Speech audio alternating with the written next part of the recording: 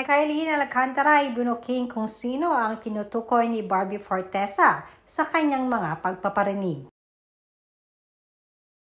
Patuloy pa rin pinag-uusapan ng tambalang barda na kahit wala pa nga uling project, ang dalawa ay trending pa din at marami pa rin ang nag-aantay sa kung ano nga ba ang susunod na kabanata para kay Barbie at kay David.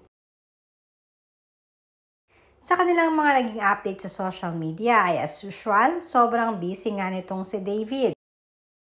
Naandyan na ang kanyang pagpapromote ng kabi-kabilang endorsements na talaga namang patuloy ang pamamayagpag ng kanyang career. Ganun na rin si Barbie Fortesa. Nasa kanyang latest update naman sa social media ay sobrang busy rin ito dahil sa patuloy na pagpapromote ng kanyang mga movie at ganun na rin ang kanyang bagong teleserye. Samantalang ang isa pang malapit na kaibigan ni Barbie na kasama niya sa teleserye ay si Kylie na meron namang na-share sa kanyang mga off-cam interview.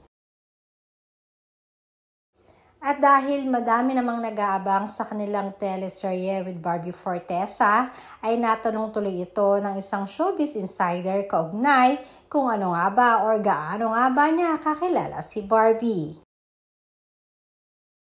Kaya naman ang matanong ito kung may alam ba siya kung sino ang tinutukoy ni Barbie sa naging interview nito kay Tony Gonzaga na dapat di umano ay wag puro pagpaparamdam lang dahil hindi nagigets ni Barbie kung nanliligaw ba or friends lamang ang gusto. Na nakakaaliw naman ang naging sagot ni Kylie dahil sabi niya, sino pa ba ang tinutukoy niya? Alangan naman di umano ang ex ni Barbie. At kung ano daw di umano ang iniisip ng mga netizens ay siya na yun. Pabiro pang binigyan ng advice ni Kylie ang pinariringgan niyang ito na kung ako sa iyo ay sasabihin ko na ang totoo.